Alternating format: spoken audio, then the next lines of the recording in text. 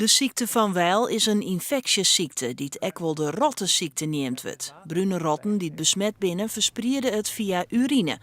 Mensen kunnen de ziekte dan weer oprinnen via iepen plakjes of de slijmvleuzen. De ziekte van Weil heeft een acuut begin met hoge koorts, vaak hoofdpijn, soms pijn in de kuiten, misselijk, braken.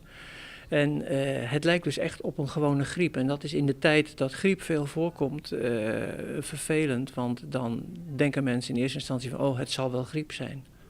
Gaat het ook als een gewone griep weer oer? Als je er niks aan doet, dan is de kans groot dat je daar met complicaties mee in het ziekenhuis terechtkomt. Boeren en muskusrotbestrijders had toch haar een werk extra kans om de ziekte op te rinnen. Een bruine rat is in principe altijd incontinent. Dus die laat altijd zijn plas lopen. En daar zitten dus die dingen in die de ziekte van Weil veroorzaken. Nou, dus op die buizen waar wij altijd aan het werk zijn, als je een wondje hebt en je komt dan op zo'n buis, dan kan je de ziekte van Weil krijgen. Ben je er nou zelfs heel alert op? Wij zijn er heel erg alert op. Tijdens ons werkoverleg hebben we het er regelmatig over van denk erom en gebruik je persoonlijke beschermingsmiddelen. Dus zoals je wanten, je desinfectant.